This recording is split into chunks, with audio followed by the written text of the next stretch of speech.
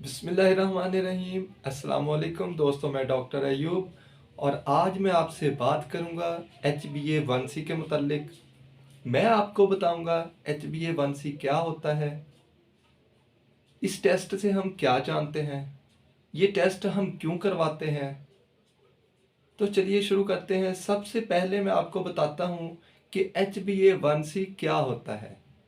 HbA1c से मुराद होता है ग्लाइकेटेड हीमोग्लोबिन।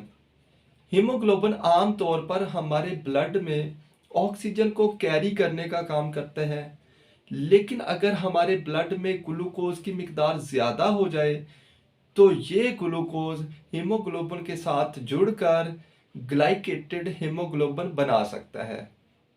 अब हम जानते हैं कि हम ये टेस्ट क्यों करवाते हैं।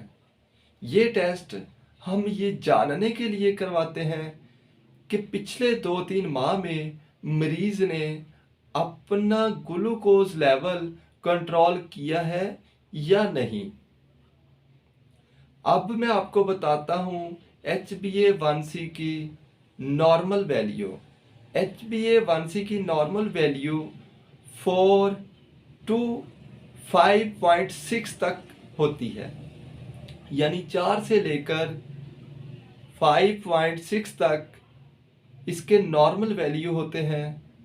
ये अगर पेशेंट को डायबिटीज़ नहीं है तो उसके वैल्यू ये होने चाहिए, और अगर पेशेंट का वैल्यू 5.6 से अबव कर जाए, 6 तक हो तो, या 6.5 तक पहुंच जाए तो इसका मतलब होता है कि ये एक प्री डायबिटिक कंडीशन है, यानी इस मरीज को डायबिटीज़ होने का रिस्क है।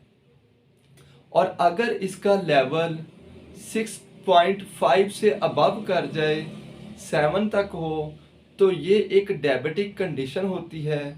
इससे मुराद है कि इस मरीज को डायबिटीज़ है। और अगर पेशेंट को डायबिटीज़ है और आप उसका टेस्ट करवा रहे हैं तो ये हमेशा पेशेंट को 7 तक रखना चाहिए, 7 से अबव इसको नहीं जाना चाहिए। अगर HbA1c का लेवल 7 से अबव करता है तो इसका मतलब होता है कि मुस्तकबिल में पेशेंट को कोई और भी डिजीज़ हो सकती हैं, जैसे किडनी डिजीज़, जैसे नर्व डिजीज़ एट्सेट्रा। दोस्तों, ये था HbA1c के मुतालिक मेरा वीडियो। कैसा लगा आपको ये वीडियो? अगर अच्छा लगा हो तो इसे लाइक, शेयर और मेरे चैनल को सब्सक्राइब करना मत भूलिएगा। अब तक के लिए इतना ही। मिलेंगे इंशाल्लाह एक नई वीडियो में। तब तक के लिए खुदा हाफिज़।